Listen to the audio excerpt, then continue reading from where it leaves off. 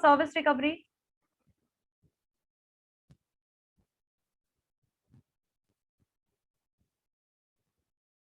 Anyone who is going to tell me what is the meaning of service recovery and service failure? Yes, Karan.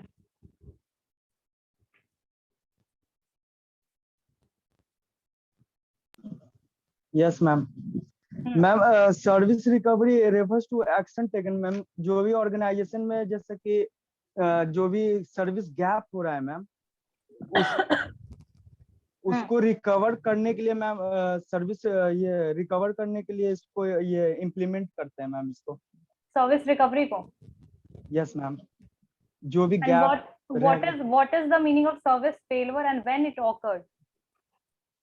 Ma'am service failure इस कारण हो रहा है ma'am, क्योंकि जब किसी भी कस्टमर को सही से उसको सर्विस प्रोवाइड नहीं हो पा रहा है, वो मतलब कंप्लेन भी कर रहा है, कंप्लेन सुना नहीं जा रहा है, प्लस उसको बात बोल के टाल दिया जा रहा है, इस कारण से मैम फेलियर होते जा रहा है मैम सर्विस। ओके, ठीक है। Okay Karan, good. Yes ma'am, thank you. Yes Sakshi. Yes Sakshi. Ma'am पहले अनम्यूट नहीं हो पा रहा था मैम, इसलिए हम नहीं बोले थे। कोई बात नहीं बेटा, बोलो। इसी का रीजन। मैम सर्विस रिकवरी आप पूछी थी। मैम सर्विस रिकवरी वो हुआ जैसे कि सर्विस अगर हम कोई ऑर्गेनाइजेशन प्रॉमिस किया कि ये कस्टमर को देना है, बट अगर वो फेल हो गया तो उसको कंपनसेट करने के लिए जो प्रोसेस लिया गया वो रिकवरी। गुड। एक्चुअली में जो सर्विस फेलियर होता है वो कब ऑकर होता है? जो whatever customer want from the company और company what promise with the customer, right?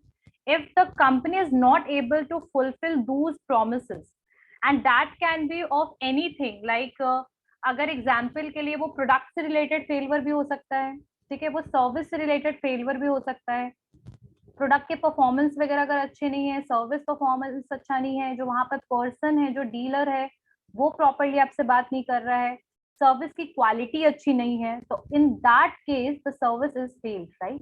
Service fail हो जाता है।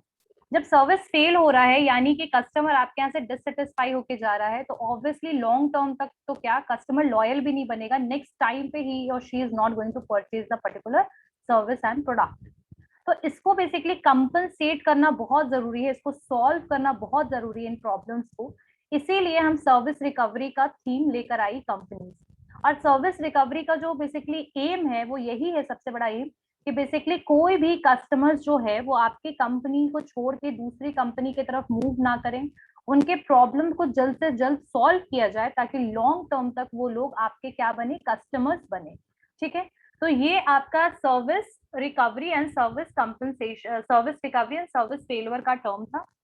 अब यहाँ पर सर्विस फेलियर कब ऑकर होता है? When the service failure occur, कब सर्विस फेलियर ऑकर होता है? हाँ बेटा बोलो।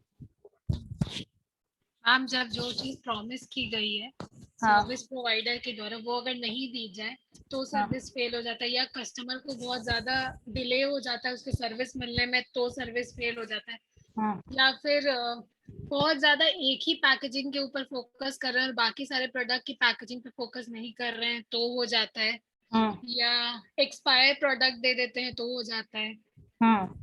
ये सारी चीज स्पॉइल्ड, एक्सपॉइल्ड या फिर डिट्रॉइटेड प्रोडक्ट की क्वालिटी सर्विस वगैरह ऐसी हो, ठीक है, डिले होगा आपके सर्विस में, ठीक है, जैसे एजुकेशनल इंस्टीट्यूट्स हैं।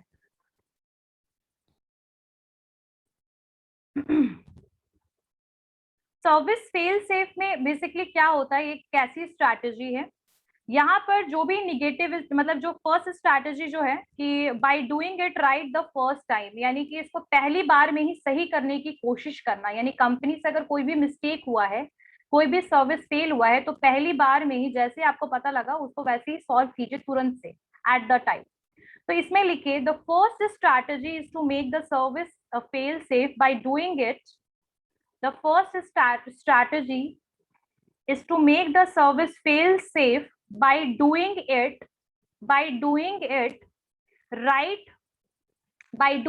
right, the first time. The first strategy is to make the service fail safe by doing it right with first time. ठीक है।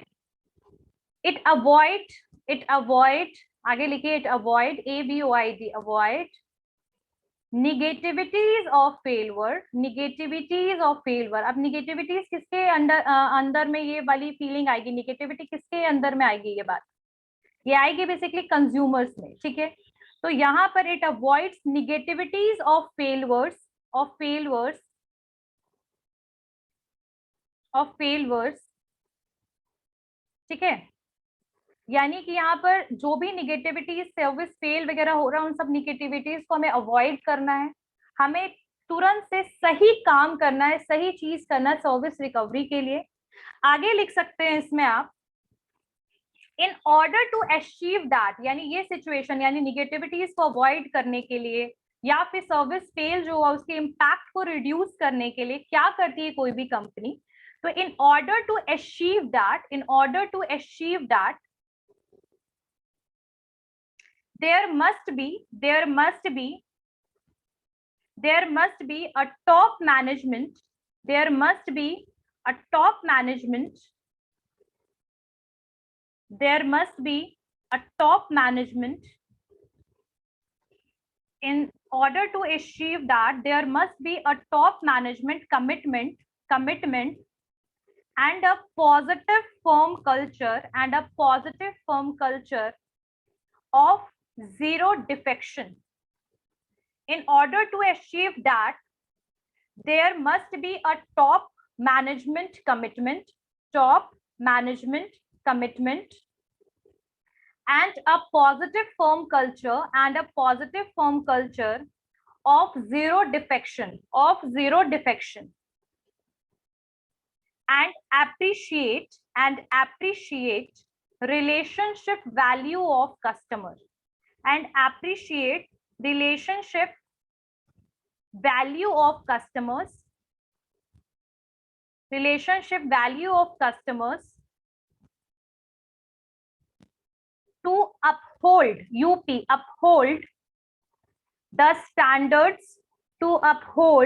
the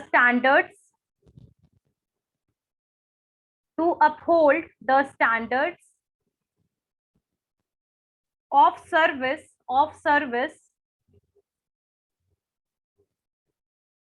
of service, यानी कि यहाँ पर क्या बात किया जा रहा है कि अगर हमारे यहाँ कोई भी सर्विस फेलियर होता है तो सबसे पहले उसके लिए क्या सही है, उसका स्टेप लेना जरूरी है। सर्विस फेलियर ऑकर भी ना हो, यानी कि सर्विस फेलियर हो ही ना, इसके लिए भी बेसिकली क्या होता है कि कंपनी का जो टॉप लेवल मैनेजमेंट है, यानी कि जो आपके सीईओ होते हैं, chief executive officer, CFO, chief financial officers, directors वगैरह जो होते हैं, जो आपके टॉप लेवल मैनेजमेंट होता है, उसको कुछ पॉलिसीज बनाने की जरूरत है, जैसे कि जीरो डिफेक्शन, यानी कि कोई भी चांस ना हो सर्विस फेलियर का, ठीक है। यानी जीरो डिफेक्शन की पॉलिसी जो है वो आप पूरे के पूरे ऑफिस में इंप्लीमेंट कर दीजिए, लागू कर दीजिए, और साथ साथ एप्रिशिएट कीजिए, और साथ में वहां जितने भी एम्प्लॉइज हैं, कंपनी का एक एटमोस्फेयर आप ऐसा क्रिएट कीजिए कि उनको समझ आए कि what is the value of relationship with customer, यानी कस्टमर के साथ आपकी रिलेशनशिप कितनी वैल्यूबल है और लॉन्ग टर्म में कितनी जरूरी है। तो ऐसे केस में जब ये चीज आपके एम्प्लॉइज के अंदर में ये फीलिंग आएगी कि कस्टमर्स की वजह से हमारी कंपनी है, ठीक है, और ये पॉलिसी जो है एक एटमोस्फेयर, एक हैबिट में सब लोगों के आ जाएगी, तो ऐसे केस में सर्विस फेलियर के chances from the side of company बहुत ही कम हो जाता है। तो इसको हम कहते हैं सर्विस फेल सेफ, यानी कि सर्विस के फेल होने से बचना, सेव करना खुद को with two policies that is known as zero defection and the value of relationship with customers. किसी को कोई डाउट है, समझ में आ गया सबको? फर्स्ट पॉइंट सबको क्लियर हो गया? देवांशी सो रहे हो बेटा? स्ट्रैटेजी क्या है? सेकेंड स्ट्रैटेजी जो है उसमें लिखिए encourage and track complaint, encourage and track complaints, encourage and track complaints, encourage and track complaints. दूसरी स्ट्रैटेजी क्या है, जो हम लोग उस दिन जब लेवल ऑफ सर्विस रिकवरी पढ़ रहे थे, सर्विस रिकवरी मैच्योरिटी, तो उसमें ये वाला पॉइंट आया था। एक्चुअल में बहुत सारे ऐसे लोग होते हैं, बहुत सारे ऐसे कंज्यूमर्स होते हैं, जब उनको सर्विस गलत मिल जाता है या प्रोडक्ट गलत मिलता है, तो दे आर नॉट कंप्लेनिंग, वो कंप्लेन नहीं करते। एक रिसर्च में पता लगा कि ये 1, 2 या 5% ऐसे लोग नहीं है, लगभग 50% consumers are of this behaviour, that they are not complaining about the product and service, about the deterioration, exploitation. They are not complaining about it. The only thing that what they did, that they are switching toward the another brand and another company for the service, right? तो ऐसे case में आपको as a company आपको क्या करना है, आपको दूसरे जो भी कंज्यूमर्स हैं उनको आपको पहले तो अवेयर कराना है कि हमारे पास एक प्रॉपर कंप्लेन के लिए एक प्रॉपर कंप्लेन सिस्टम है, जिसके तहत आप एक टोल फ्री नंबर या कुछ भी आप उनको सुविधा दे सकते हैं। ठीक है, इवन आप लोगों ने सर्विस तो ठीक है, साथ साथ आप प्रोडक्ट भी खरीदते होंगे, तो आप एक चीज नोटिस करते होंगे कि पीछे लेबलिंग में लिखा होता है कि if any query and complain you can dial this particular toll free number. तो ये एक सिस्टम होता है जिसके थ्रू कंज्यूमर को अवेयर कराया जाता है कि अगर आप कंप्लेन कीजिएगा तो हमारे तरफ से एक्शन लिया जाएगा, इसीलिए आप चुप मत रहिए, आप इस बारे में आवाज उठाइए। ठीक है, यानी कि आप बोलिए। तो दिस इज द थिंग जो बेसिकली सेकेंड स्ट्रैटेजी में बोला जा रहा है। इनकरेज कीजिए और कंप्लेन को ट्रैक करने की कोशिश कीजिए, यानी कंप्लेन को जानिए। ठीक है, और ऑर्गेनाइजेशन जो है वो उनको इंश्योर, ऑर्गेनाइजेशन को कंज्यूमर को इंश्योर कराना है कि उनके कंप्लेन की सॉल्यूशन उनको जरूर मिलेगी। और बहुत सारे टेक्नोलॉजिकल एड्स वगैरह भी आजकल आ गए हैं, जैसे कि आर्टिफिशियल इंटेलिजेंस के थ्रू भी आप कंप्लेन कर सकते हो, चैट कर सकते हो, if you will get any kind of complain. ठीक है, अगर मान लो कि आप कॉल कर रहे हो और बिजी आ रहा है, तो आप चैट के थ्रू उनको बता सकते हो, आप उनको मैसेज ड्रॉप कर सकते हो। तो there are the so many technological upgradations are there for solving the complaints of the consumers. तो बेसिकली जो सेकेंड स्ट्रैटेजी आप लोग को क्लियर हो गया कि पहले क्या थी कि कंपनी जो थी वो उतना ध्यान नहीं देती थी कंप्लेंट पर, बट मैम एक एग्जांपल दीजिए तो मैम ऑर्गेनाइजेशन के हिसाब से। अगर एग्जाम्पल अगर हम लेते हैं तो जैसे कि आप ये ले सकते हैं, कोई हॉस्पिटल ले सकते हैं। हॉस्पिटल में जैसे आपने कोई मेडिसिन या फिर कोई मेडिकल असिस्टेंस लिया आपने, ठीक है, तो अगर आपको कोई प्रॉब्लम लगा तो उनके साइट पर एक टोल फ्री नंबर दिया होगा जहां पर आप अपने फीडबैक्स लिख सकते हैं। ठीक है, और ये चीज फोर्टिस, और ये ज्यादातर देखिए कंप्लेन सिस्टम भी ना वैरी करता है।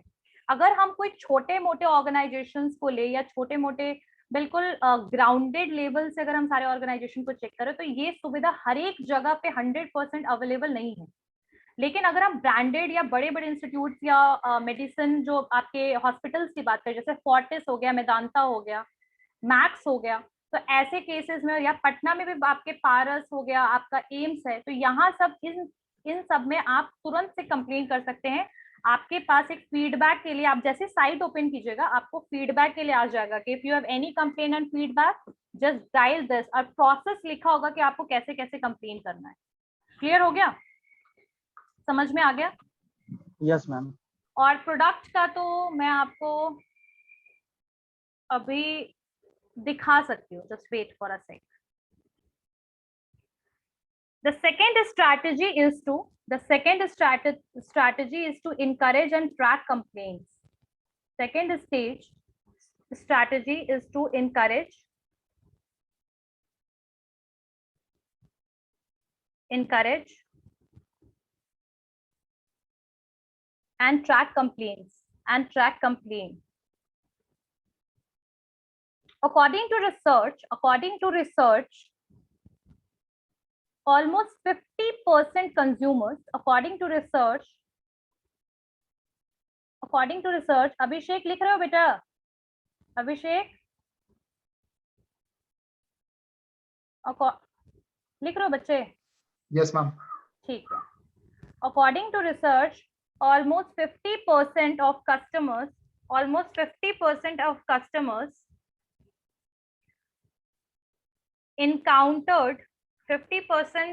customers encountered problems by do not complain. यानी 50% कंज्यूमर जो है वो कंप्लेन ही नहीं करते हैं। ठीक है, मैम एक बार फिर से बोलिए। The second strategy is to encourage and track complaints. According to research, almost 50% of customers encountered problem by do not complain,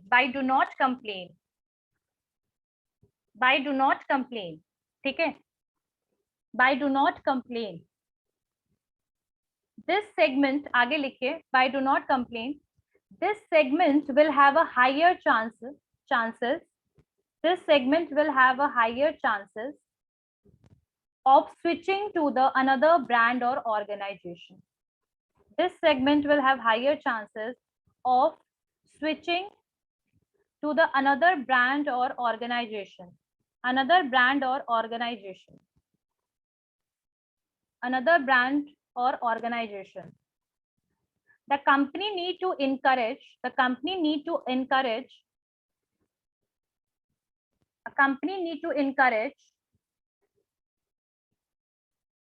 the consumers or customers.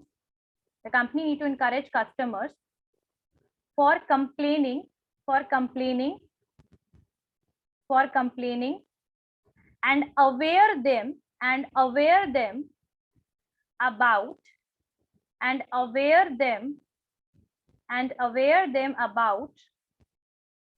the complaint system of your organization, and aware them about your complaint system of the organization. यानी कि organisation में जो भी complain किया जाए, मतलब complain करोगे अगर आप, तो आपको यहाँ पर प्रॉपर सॉल्यूशन और कंप्लेन सिस्टम हमारे यहाँ पर है, ठीक है। और आप ब्रैकेट में लिख सकते हो कि now there is a technological upgradation like AI, chat facilities, free toll free numbers, chat facility, messages वगैरह। फिर आपके सोशल मीडिया पे भी आप इस बारे में डाल सकते हो। तो आजकल ट्रोल भी बहुत जल्दी हो जाते हैं, कोई भी अगर प्रॉब्लम होती है तो बहुत सारी निगेटिविटीज जो हैं वो मतलब बहुत चांसेस ज्यादा है, इसीलिए तुरंत से कंपनी को कंप्लेन के लिए एक्शन लेना चाहिए। तो सेकेंड स्ट्रैटेजी क्या है, आप कंप्लेन के लिए कंपनी कंज्यूमर्स को इंकरेज कीजिए, ठीक है। तो सेकेंड पॉइंट सबको क्लियर हो गया everyone. Now the third strategy is act quickly।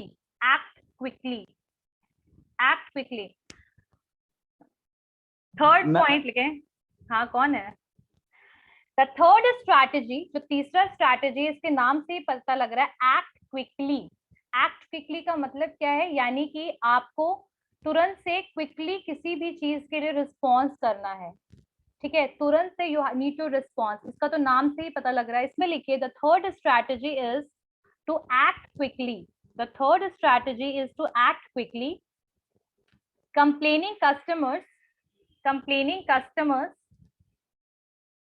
Complaining customers want quick response.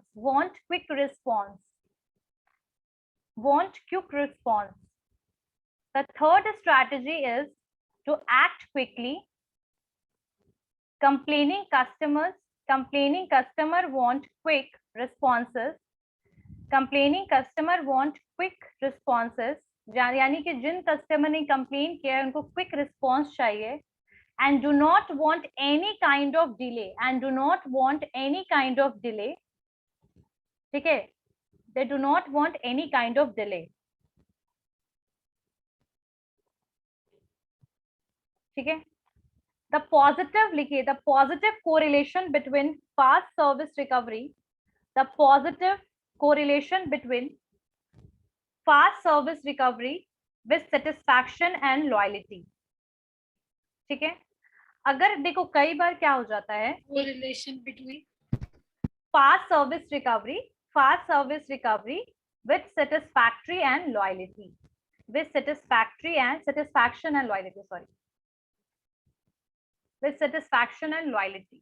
जैसे कि यहाँ पर क्या एक चीज है, ध्यान से सुनिएगा कि कभी भी अगर कोई कस्टमर ने कंप्लेन किया, एग्जाम्पल के लिए अगर आप लोग में से किसी ने भी, मान लीजिए कि आप लोगों ने कहीं से काउंसलिंग लिया हो, ठीक है, मेडिसिन या फिर मेडिकल काउंसलिंग लिया, और मेडिकल काउंसलिंग में आपको कुछ प्रॉब्लम लगा, या डॉक्टर का बिहेवियर आपको ठीक नहीं लगा, या कोई भी प्रॉब्लम लगा, या फिर वहाँ के कंपाउंडर्स आपको बहुत ज्यादा बोल सकते हैं ना कि कंसर्न नहीं दिख रहे थे, they are not telling you about the medicine properly, they are not telling you about the, क्योंकि ऐसी प्रॉब्लम्स बहुत बार अराइज होती है।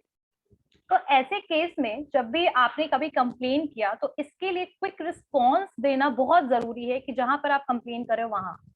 कई बार इसका जो प्रोसीजर होता है, यानी कंप्लेनिंग प्रोसीजर कई बार लॉन्ग हो जाता है, इसमें कोई डाउट नहीं है, लेकिन आप ऐसे केस में आप ये चीज अवेयर करवाइएगा कंज्यूमर को कि सर या मैम ये इस पॉसिबल है कि थोड़ा सा टाइम लगेगा, लेकिन आपको उनसे कनेक्टेड रहना है। यानी ऐसा ना हो कि आप कनेक्शन तोड़ दोगे और फिर 4 दिन बाद 10 दिन बाद उसका रिजल्ट शो करे हो, नहीं, कनेक्शन ही तोड़ना है, उनको रिस्पॉन्स देते रहना है। कंज्यूमर को अगर वो 10 बार भी आपको कॉल कर रहा तो you have to take their call and tell them about the procedure कि कितनी दूर ये प्रोसीजर गया है, और जो पॉसिबल हो कि जल्दी कुछ रिजॉल्व करना हो। जैसे कई बार हम कुछ मंगवाते हैं और हमें तुरंत से पेमेंट चाहिए होता है बैक, तो ऐसे केस में भी कई बार होता है कि 1 दिन के विद इन आपको पेमेंट भी मिल जाता है, वापस आ जाता है।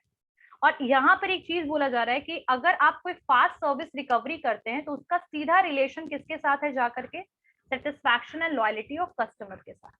क्लियर है? तो ये आपके बेसिकली कुछ थर्ड स्ट्रैटेजी था। फोर्थ स्ट्रैटेजी मैम कनेक्ट, ठीक है, ऐसे केस में जो कंपनी से सर्विस की डिमांड कौन करेगा, ये एक्सप्लेनेशन की डिमांड कौन करेगा, आपके कंज्यूमर्स। तो आपका काम होना चाहिए कि भाई सर्विस फेलियर क्यों ऑकर हुआ, इसका आप एक वैलिड रीजन देना पड़ेगा आपको। देखो कुछ ऐसे केसेस होते हैं जहां पर एक्सप्लेनेशन बहुत इजी होता है, जैसे कि एग्जांपल के लिए if you will get the any defective product online और ई कॉमर्स, क्योंकि उनका बहुत ही फ्लेक्सिबल अप्रोच है रिप्लेसमेंट, और आपके रिप्लेस भी कर सकते हैं और आप रिटर्न भी कर सकते हैं। तो ऐसे केस में, ऐसे सिचुएशन में जब ऐसा कोई कंडीशन आता है तो वहां पर आपको कोई प्रोडक्ट कोई डिफेक्टिव मिला, जैसे मान लो कि मैंने कोई बॉटल ऑफ शैम्पू का बॉटल मंगवाया और वो डिफेक्टिव है, यानी कि वो कटा हुआ है, वो बिल्कुल जो है वो स्पिल हो चुके हैं उससे शैम्पू एंड ऑल। तो ऐसे केस में जब मैं कंप्लेन करूंगी तो वो मुझे तुरंत से बताएगा कि ma'am because of the lack of packaging वगैरह ऐसा हुआ है, और हो सकता है कि कंपनी के थ्रू आपको ऐसा प्रोडक्ट मिला है, तो इसके लिए हम अपोलोजाइज करते हैं और हम आपको रिटर्न करेंगे प्रोडक्ट। ठीक है, अगर इन केस अगर कहीं भी सर्विस और भी कोई केस है, या एजुकेशनल इंस्टीट्यूट में या फिर कहीं पर भी अगर आपको सर्विस खराब मिल रही है, ऐसे केस में आप क्या कर सकते हैं कि रीजन दे सकते हैं कि भाई अभी जैसे कि बुक्स नहीं मिल रहे हैं, तो प्रिंटिंग की प्रॉब्लम है या कुछ ऐसा सिचुएशन है, तो हम कोशिश कर रहे हैं कि हम जल्दी से जल्दी फुलफिल कर पाए। ठीक है, इसीलिए ये सर्विस फेलियर ऑकर हुआ, कोशिश करेंगे कि जल्दी ऐसा हो, मतलब जल्दी दोबारा से रिकवर हो जाए। अभी जैसे कोविड है, तो कोविड में अगर आप कोई भी ऑनलाइन चीज मंगाओगे तो साथ में लिखा होता है कि डिले होने की पॉसिबिलिटी है, तो that is a kind of explanation कि अगर सर्विस फेलियर हो रहा है तो उसका क्या एक्सप्लेनेशन आप दे सकते हो, वैलिड एक्सप्लेनेशन, और वो क्यों ऑकर हुआ, क्या उसका रीजन है, क्या वो मिस्टेक से हुआ। तो ये एक एक्सप्लेनेशन देना, एक एडिक्वेट एक्सप्लेनेशन देना कंज्यूमर्स को जरूरी है। तो लिखिए इसमें, the fourth strategy is to provide adequate explanation. The fourth strategy is to provide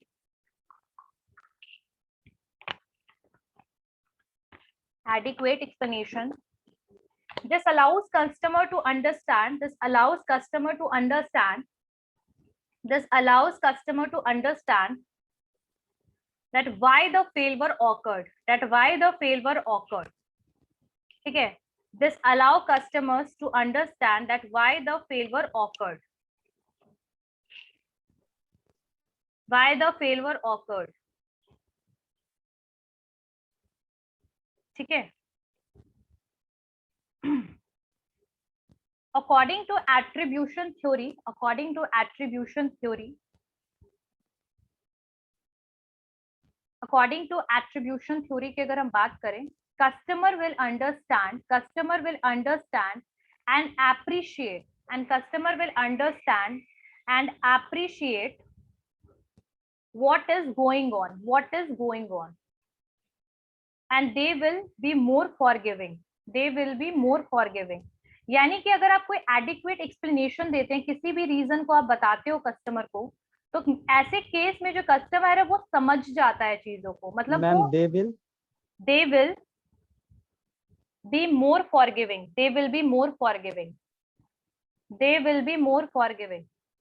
हम ठीक है। कस्टमर विल से एक बार बता दीजिए। अकॉर्डिंग टू एट्रीब्यूशन थ्योरी, हाँ, according to attribution theory, customers will understand and appreciate, customer will understand and appreciate what is going on, what is going on, what is going on, and they will be more forgiving, यानी कि वो जल्दी माफ कर सकते हैं इन चीजों को। अगर ऐसा कुछ सिचुएशनल होता है या फिर कोई कंडीशनल चीजें हैं जहां पर आपका जो सर्विस फेल होने का एक वैलिड रीजन है कंपनी के पास, तो ऐसे केस को अगर आप एक्सप्लेन कीजिएगा कंज्यूमर को, तो वो इस चीज को समझ लेंगे और हो सकता है इस चीज की माफी भी दे दे। और कई बार ये भी है कि वो मतलब आगे के लिए भी वो रेडी रहेंगे कि हाँ ठीक है, ऐसा हो सकता है, इट माइट बी पॉसिबल। ठीक है। अब कुछ ऐसे सिचुएशनल या अनसर्टेन इवेंट्स होते हैं, जैसे मान लीजिए कि प्रोडक्ट आपके आ रहे थे गुजरात से, जैसे क्लोथ के ज्यादातर मटेरियल जो होते हैं गुजरात से आते हैं, गुजरात के मर्चेंट सप्लाई करते हैं। अब अभी क्या कौन सा अभी आया था ना, तौते आया था क्या आपका, साइक्लोन आया था तौते, तो ऐसे हाँ ताउते या तौकते या कुछ ऐसे, तो TAUKTAE था, तौकते था ऐसे नाम उसका। तो तौकते साइक्लोन आया था। अब वहां से तो पूरा वो अनसर्टेन इवेंट था। अब जो भी वहां से प्रोडक्ट जा रहे होंगे या पास ऑन हो रहे होंगे, वो 2-4-5 दिन आराम से डिले किया होगा। तो ऐसे केस में आप सर्विस फेलियर कंसिडर नहीं कर सकते अगर कंपनी आपको रीजन दे रहा है और आप खुद भी उस रीजन को समझ रहे हैं। तो कुछ अनसर्टेन इवेंट्स या अनकंडीशनल कुछ कंडीशनल चीजें ऐसी आ जाती हैं जब वहां पर सर्विस फेल हो रहा है, तो ऐसी चीज को आपको समझाना जरूरी है कंज्यूमर को। क्लियर हो गया ना, समझ में आ गया? नेक्स्ट लिखिए, फिफ्थ स्ट्रैटेजी। फिफ्थ स्ट्रैटेजी, हाँ लेकिन जो अगर आप जो एडिक्वेटली जो आप समझा रहे हो या जो इंफॉर्मेशन दे रहे हो, एक पर्टिकुलर प्रॉपर फॉर्मेट में वो होना चाहिए। ठीक है। और उस चीज को आप एक प्रॉपर स्टाइल में डिलीवर कीजिएगा। ऐसे नहीं कि फोन करके अरे आपको समझ नहीं आ रहा था क्या कि वहां पर तौकते साइक्लोन आया था ना, this is not the right way. whatever you are explaining, that should be in a proper format, that should be in a proper way, that what you are delivering to the customer and what kind of explanation you are giving to them, right? So that should be proper. ठीक है। next लिखिए, the fifth strategy, the fifth strategy is to treat customers fairly. ठीक है। तो पांचवा क्या है आपका, treat customer fairly, treat customer fairly. So the fifth strategy is to treat customer fairly. ठीक है। कस्टमर के साथ न्याय करना जरूरी है। अगर उन्होंने कंप्लेन किया है और वैलिड रीजन है इस कंप्लेन के पीछे, तो सॉल्यूशन देना है, ना कि उसको डिले करने के साथ सॉल्यूशन ही नहीं देना है। कंज्यूमर के साथ जस्टिस करना या बोल सकते फेयरली जजमेंट करना जरूरी है। ठीक है। अगर कोई भी कंप्लेन होता है तो आगे इसमें लिखिए, they want, यहाँ पर कंज्यूमर की बात हो रही है, they want justice in their complaint handling process, they want justice in their complaint handling process, justice in their complaint handling process, which involve procedures, जिसमें एक procedure involve होगा, speed, convenience and follow up. They want justice in their complaint handling process, यानी जो complain handle किया जा रहा है उसका जो प्रोसेस है उसको फेयरली उसके साथ जस्टिस करना जरूरी है, यानी न्याय करना जरूरी है कंज्यूमर के कंप्लेन के साथ। ठीक है। They want justice in their complaint handling process which involve procedure, which involve procedure bracket में लिखिए, which involve procedure, speed, convenience, follow up etc. speed, convenience and follow up etc. ठीक है। यहाँ पर एक प्रॉपर आपको स्पीड और एक कन्वीनियंस होना चाहिए कंज्यूमर के लिए। इसीलिए कन्वीनियंस के हिसाब से आप लोगों ने नोटिस किया होगा कि whenever you are complaining about the damage or whatever done with the product or services or there is service failure, in that case if you are complaining in a particular service center, they will ask you that ma'am when I can call you back, ma'am when first they will listen your words and they will try to resolve it, and they will ask that ma'am when, ma'am or sir, when you are free at that time I will call you if you will tell me about your timing. ठीक है। तो एक convenience को भी ध्यान में रखना बहुत जरूरी है। साथ साथ स्पीडी ट्रायल होना चाहिए। फॉलो अप, यानी कि अगर आपका रिजॉल्व हो गया प्रॉब्लम, तो कई बार कंज्यूमर से कंपनी कॉल करके पूछती भी है कि सर आपका रिजॉल्व हो गया, ठीक है, क्या फीडबैक देना चाहेंगे आप, this type of questions are asked. यानी कि फॉलो अप करना कंपनी के लिए बहुत जरूरी है कि भाई उनका जो प्रॉब्लम है, क्योंकि कई बार पास ऑन हो जाता है सिस्टम, जैसे कि एक सर्विस सेंटर के एग्जीक्यूटिव के हाथ में चीजें नहीं होती, उसके सीनियर के पास चला जाता है, फिर और भी दूसरे ब्रांचेस में जाता है। तो ऐसे केस में आपको फॉलो अप लेना भी है कंज्यूमर से। इंट्रैक्शन आगे लिखिए, फॉलो अप एक्सेट्रा। फिर इंट्रैक्शन यानी कि जो पर्सन इंटरेक्ट कर रहा है, जो कंप्लेन को सुन रहा है, उसका इंट्रैक्शन यानी उसका बिहेवियर कैसा है। ब्रैकेट में लिखिए behaviour of representative, behaviour of representative, ठीक है, behaviour of representative, behaviour of representative and the outcome. यानी कि एक तरीके से अगर सिचुएशन देखा जाए तो ऐसा वाला सिचुएशन बन रहा है कि यहाँ पर एक कंप्लेन हैंडलिंग सिस्टम है, कंप्लेन हैंडलिंग सिस्टम है, प्लस यहाँ पर आपका एक कस्टमर एग्जीक्यूटिव या सर्विस रिप्रेजेंटेटिव का बिहेवियर है। ये दोनों मिलकर के एक पॉजिटिव आउटकम दे रहा है। किसका पॉजिटिव आउटकम किसका हो रहा है आपका, यहाँ पर सॉल्यूशन मिल रहा है। यानी कि एक बोल सकते हैं कि एसआर मिलने के चांसेस बहुत ज्यादा है, सर्विस रिकवरी होने के चांसेस बहुत ज्यादा है। सी से यहाँ पर क्या है आपका, सी से यहाँ पर है आपका complaint handling, complain handling process, ठीक है। ये और आपका जो ये किस तरीके से प्रोसेस चल रहा है, यानी स्पीड में है या फिर कन्वीनियंस के हिसाब से। और यहाँ पर आपका है जो रिप्रेजेंटेटिव है, सर्विस रिप्रेजेंटेटिव है, उसका बिहेवियर कैसा है, वो कितना पोलाइट है, पोलाइटनेस कितना है, वो पेशेंस के साथ कितना सुन रहा है चीजों को, तो पेशेंस। और साथ में ये आपके प्रॉपरली, देखो मेरी हैंडराइटिंग नहीं बन रही है क्योंकि मुझे बहुत दिक्कत हो रहा है, बिना मतलब के तो होगा नहीं, लेकिन समझ लेना कि ये पोलाइटनेस, पेशेंस, बिहेवियर ओवरऑल कैसा है। फाइनली ये जाकर के आपको क्या दे रहा है, एक आउटकम प्रोवाइड कर रहा है, यानी सर्विस रिकवरी हो रहा है आपका, ठीक है, एक पॉजिटिव आउटकम आपको दे रहा है। तो ये आपका प्रोसेस है। फिफ्थ स्ट्रैटेजी है कि कस्टमर के साथ आपको फेयरली डील करना है। क्लियर है, समझ में आया? तो आगे लिखिए interaction, behaviour of representative and outcome, ठीक है। तो प्रॉपरली जस्टिस करना, हैंडल करना सिचुएशन को जरूरी है। क्लियर है? और आई थिंक इसमें तो इससे ज्यादा समझने की जरूरत नहीं है, समझ में ऐसे ही आ गया होगा। और मुझे तो लगता है कि सर्विस मार्केटिंग जितना इजी कोई सब्जेक्ट नहीं है, तो आप लोग अच्छे से गेन कर सकते हैं मार्क्स, बस अच्छे से सुनिएगा और पढ़िएगा। चलिए सिक्स स्ट्रैटेजी लिखिए, सिक्स स्ट्रैटेजी, सिक्स स्ट्रैटेजी क्या है? कितना स्ट्रैटेजी है मैम इसमें? 8।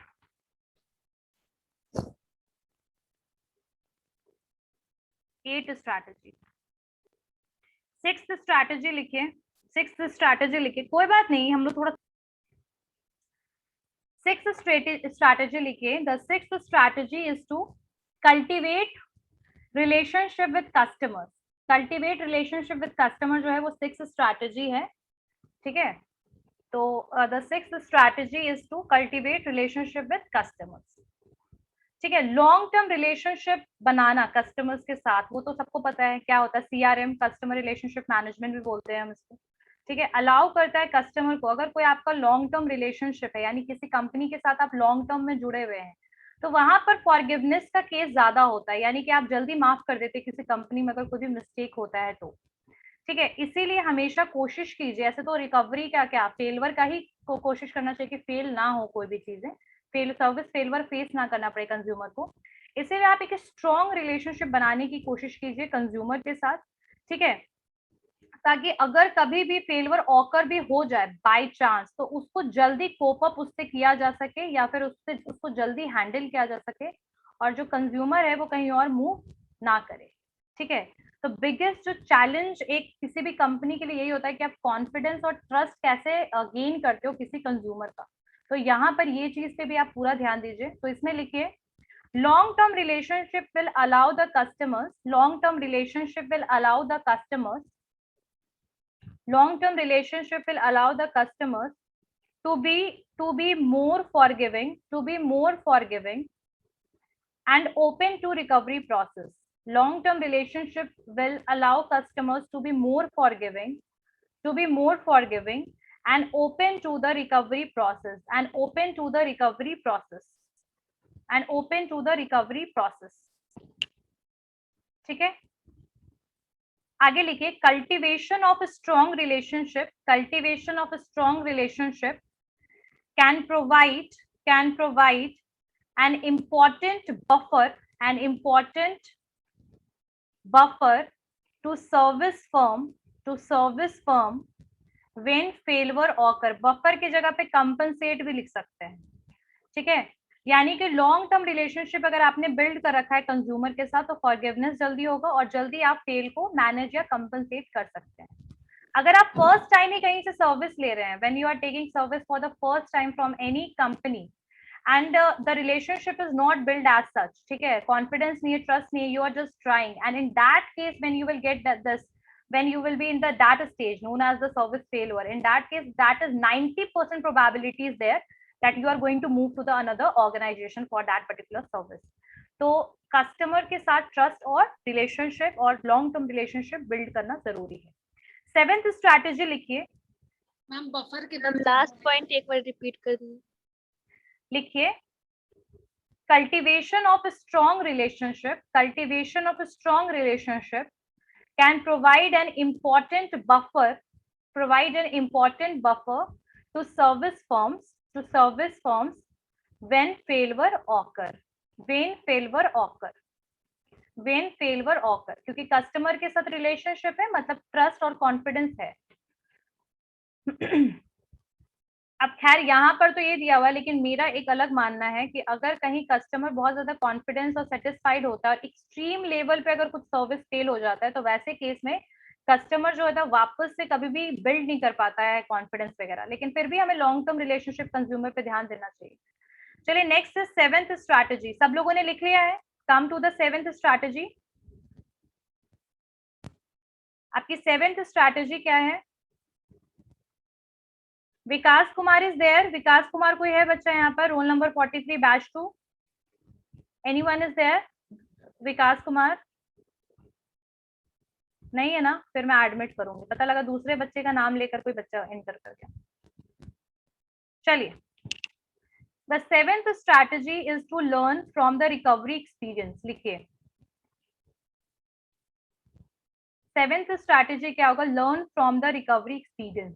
Learn from the recovery experience यानी ऑर्गेनाइजेशन ने जितने भी अभी तक प्रॉब्लम सॉल्व किए हैं, जितनी भी चीजें रिकवर की हैं, उनको एक्सपीरियंस करके आप बेटर क्वालिटी मैनेजमेंट अपने ऑर्गेनाइजेशन में बना सकते हैं। लाइक आपने जो भी चीजें देखी कि बहुत सारे वाइड वेराइटी मतलब बहुत सारे कंज्यूमर्स जो हैं उनको एक पर्टिकुलर चीज से प्रॉब्लम है। मान लो कि अगर आप चिप्स का आपको कोई पर्टिकुलर वो है कंपनी, नहीं तो ये छोड़ो, सर्विस काम लेते हैं, सर्विस में मान लो कि कोई भी जीएसटी काउंसलर है तो वहां पर मेजॉरिटी लोगों का कंप्लेन है कि वो जो है वो गलत फॉर्म फिल कर देता है या कुछ भी। एग्जाम्पल के लिए मान लो, ऐसा होता नहीं है, GST counsellors are very much educated and well known for their service, but still अगर ऐसा कभी कुछ ऐसा होगा तो ऐसे केस में अगर मेजॉरिटी लोग का इसी तरीके का कंप्लेन है, या बैंक को ले लीजिए, सबसे अच्छा एग्जाम्पल बैंक है, जीएसटी को उठाइए, वहां पर मेजॉरिटी लोग का कंप्लेन है कि भाई हमारा जो चेक है वो बहुत लेट क्लियर होता है, मेजॉरिटी लोग यही कंप्लेंट डाल रहे हैं, 5-5, 10-10 दिन लग रहे हैं। तो ऐसे केस में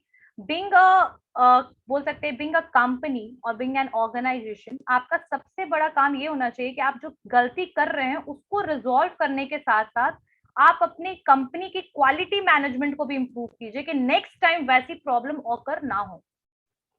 अगर एक ब्रांच के बारे में बार बार कंप्लेन आ रहा है कि we are standing there for long time and the people और employees are eating lunch and they are not responsing, ठीक है, रिस्पॉन्स नहीं कर रहा है, ज्यादातर ऐसे केसेस होते हैं, कहाँ पर होते हैं वो पता ही होगा आप लोगों को, तो मीम्स भी बने इतने सारे।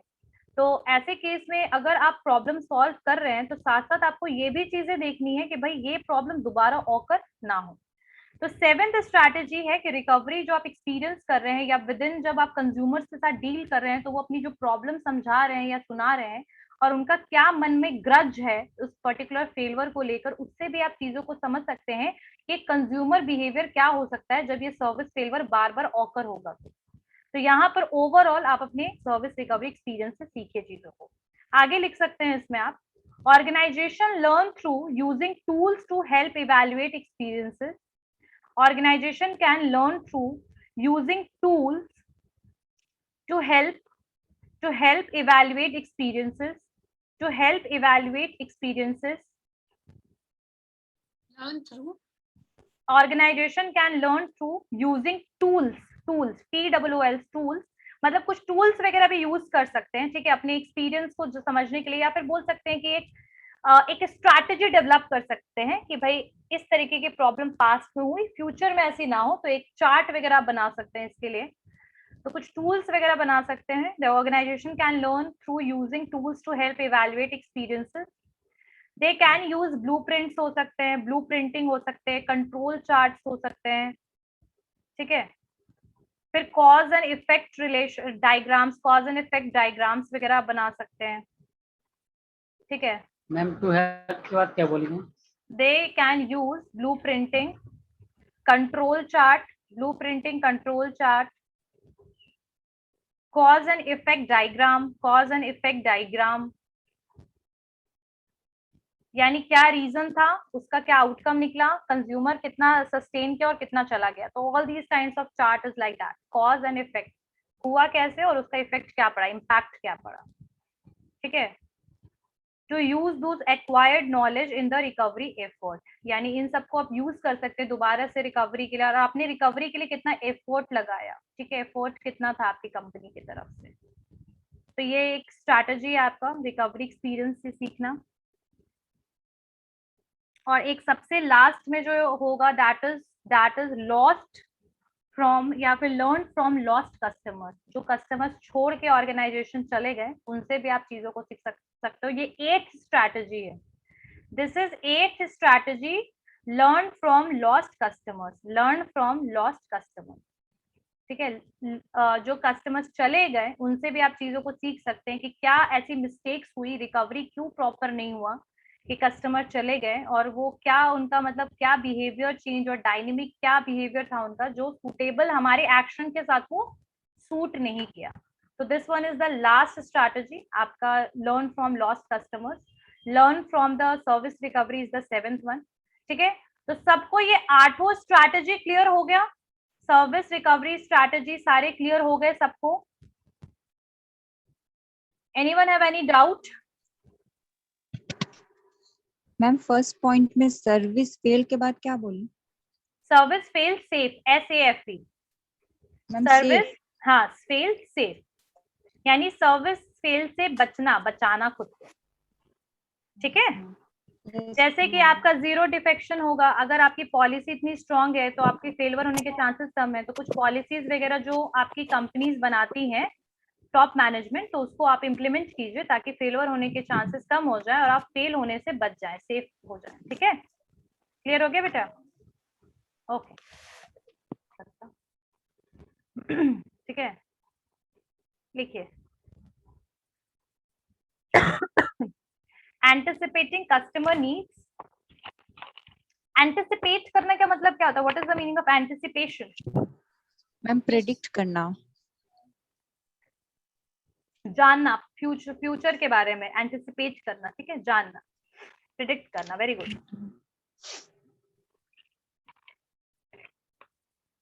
एंटिसिपेटिंग कस्टमर नीड्स का मतलब ये है कि आप कस्टमर के नीड को कैसे समझते हैं, आगे उनका क्या डिमांड हो सकता है प्रोडक्ट और सर्विस को लेकर के, वो समझना बहुत जरूरी है, ठीक है। कस्टमर क्या एक्सपेक्ट करता है, वो क्या एक्सपीरियंस आपसे चाहता है, अगर आप कोई सर्विस ऑर्गेनाइजेशन है उसको समझना बहुत जरूरी है ताकि फेल होने के चांसेस कम हो जाए, यानी कस्टमर को क्या प्रोडक्ट सर्विस की नीड है उसको जानिए, ठीक है। तो ये आपका होता है anticipating what is the customer need, customer को क्या चाहिए, ठीक है। अगर आप उनके एक्सपेक्टेशन को मैनेज करिएगा तो डिससेटिस्फैक्शन के चांसेस काफी ज्यादा कम हो जाएंगे। क्लियर है? तो ये पहला था, first point. Second one is acknowledging their feeling, acknowledging their feeling, anticipating the customer need. अगर सर्विस फेलियर सबसे ज्यादा तब होता है जब आपको कस्टमर को क्या देना है और उन्हें क्या चाहिए वो आपको समझ नहीं आता, तो इसीलिए कस्टमर के नीड को समझना सबसे जरूरी है ताकि सर्विस फेलियर के चांसेस कम हो जाए। तो पहला step in the service recovery is anticipating customer need. Second one is acknowledging their feeling, acknowledging their feeling, acknowledging their feeling, ठीक है। सर्विस रिकवरी कब बिगिन होता है, जब we recognize the expectations are not met, अगर हमें समझ में आ जाता है कि जो एक्सपेक्टेशन कंज्यूमर कर रहा था वो इनको नहीं मिला, इस पॉइंट पे आपको प्रॉब्लम को एक्नॉलेज करना पड़ेगा कंज्यूमर के, और उनकी फीलिंग को समझनी पड़ेगी, ठीक है। परसेप्शन जो है मतलब ऑब्वियसली ऐसे केस में जो टाइम आर्ग्यू करने का नहीं है, मतलब this is not the time to argue, but explain your position, अपने पोजीशन को एक्सप्लेन कीजिए और एक्सेप्ट कीजिए रिस्पॉन्सिबिलिटी कि जो आपने गलती की है, और कस्टमर का कंप्लेंट को तुरंत ध्यान दीजिए, ठीक है। तो यहाँ पर आप उनकी फीलिंग को समझिए कि व्हाट दे वांट, कि भाई मुझे नॉर्मल मेरा हैंडल कर दो कंप्लेंट, ठीक है। उसके लिए आप क्या कीजिए, लड़ना झगड़ना और आर्ग्यू मत कीजिए, आप सीधे एक्शन लीजिए कि आप तुरंत से उनकी प्रॉब्लम को सॉल्व कीजिए, ठीक है। उन कस्टमर जो है वो हरास ना हो, एक्सप्लॉइट ना हो, मेंटल हरासमेंट वगैरह ना हो, उनकी फीलिंग को समझिए, उनके प्रॉब्लम को समझिए और सॉल्व कीजिए। तो second one is acknowledging their feeling. Third one is apologizing and owning the responsibility. Apologizing and owning the responsibility. Apologizing and owning the responsibility. Apologizing and owning the responsibility. सबसे पहली बात कि किसी भी कंपनी में अगर आप सर्विस एग्जीक्यूटिव हैं और कस्टमर के साथ डील करते हैं, तो आई एम सॉरी वाला वर्ड याद रखना चाहिए कि गलती अगर हुआ है तो ये 3 letter you have to say to the consumer, sorry that I am sorry, ठीक है। ये वाली चीज एक अपॉलॉजी, अगर कोई भी अगर आप अपॉलॉजी करते हैं सिंपली, तो इस केस में जो भी ग्रज या फिर बोल सकते हैं एग्रेसिव या गुस्सा या एंग्रीनेस जो भी होगा, वो कहीं का बहुत हद तक वो शांत हो जाएगा कंज्यूमर का, ठीक है। तो अपॉलॉजी बहुत सिंपल टर्म है जो कोई भी कंपनी कर सकती है, और अपॉलॉजी लेने के बाद ये नहीं कि आप निगेटिवली उस सिचुएशन को वैसे ही छोड़ के भाग जाएंगे, नहीं। अपॉलॉजी लीजिए ताकि जो सिचुएशन वर्स कंडीशन में वो नॉर्मलाइज हो जाए, उसके बाद फिर आप एक पॉजिटिव अप्रोच के साथ उनकी प्रॉब्लम को सॉल्व कीजिए। अपॉलॉजी का मतलब ये नहीं कि आप अपनी गलती को मान रहे हैं, एडमिट कर रहे हैं, ये चीज नहीं होता, लेकिन जो सिचुएशन इतना निगेटिव हो रखा है उसको मेंटेन और उसको मतलब नॉट मेंटेन, उसको मिनिमाइज करने के लिए दैट इज रिक्वायर्ड, ठीक है। और आप ये चीज बोल सकते हैं कि आई एम सॉरी दैट हैपेंड, ऐसा हुआ, आपको तकलीफ हुई, आप ऐसे सिचुएशन से गुजरे, मतलब whatever words you have for apology and additional words you can use. तो यहाँ पर आप ये कर सकते हैं, अपॉलॉजी मांगिए। और फोर्थ होना चाहिए ऑफरिंग अल्टरनेटिव्स। अगर आपके पास कोई सॉल्यूशन है, जैसे मान लीजिए कि कोई प्रोडक्ट डैमेज आया तो आप दूसरे प्रोडक्ट उनको दीजिए। अगर वो प्रोडक्ट आउट ऑफ स्टॉक है तो उनको तुरंत से रिपेमेंट कर दीजिए, पैसे वापस कर दीजिए, रिटर्न कर दीजिए, ठीक है। या फिर अगर कोई सर्विस है, अगर ऐसे कुछ केसेस में कोई प्रॉब्लम आ रहा है तो आप उनके काउंसलिंग के पैसे वगैरह वापस कर सकते हैं, ठीक है।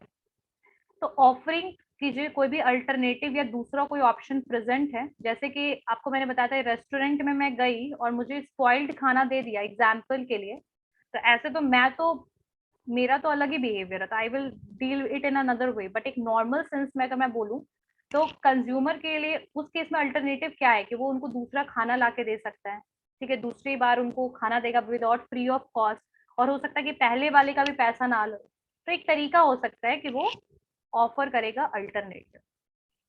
मेकिंग अमेंड्स का मतलब अमेंडमेंट यानी चेंजेस, ठीक है। मेकिंग अमेंड्स, कोशिश कीजिए कि मतलब अगर कोई बदलाव ला सके, यानी कि राइट को रॉन्ग, जो मीन्स फॉर राइटिंग और रॉन्ग, यानी कि गलत को सही करने की कोशिश कीजिए। Sincere apology, follow up later भेजिए, स्मॉल गिफ्ट्स भेजिए अगर कोशिश कीजिएगा, टोकन ऑफ एप्रिसिएशन वगैरह कुछ भी भेजिए। अगर कोई हेल्थ केयर में कोई ऑर्गेनाइजेशन मिस्टेक कर रहा है और अगर वो सर्विस कुछ भी, तो कोई रिकवरी किट वगैरह दे सकता है, सर्विस हॉस्पिटल की तरफ से कुछ मतलब कुछ कूपन्स वगैरह दे सकता है, कोई पर्क्स दे सकता है। तो इस तरीके के अमेंडमेंट्स, या फिर बोल सकते हैं कि एक एप्रिसिएशन का काम कर सकता है कंज्यूमर के लिए। तो ये कुछ इसके बेसिकली 5 जो थे, इसके एक लॉजिकल स्टेप्स थे, सर्विस रिकवरी के कुछ 5 प्रोसेस थे। That is anticipating the customers need, acknowledging their feelings, apologizing and owning the responsibility, offering the alternatives and making amends. Amends का मतलब changes या amendment कहते हैं, ठीक है। तो ये 5 सर्विस रिकवरी के तरीके थे। अब नेक्स्ट टॉपिक लिखिए,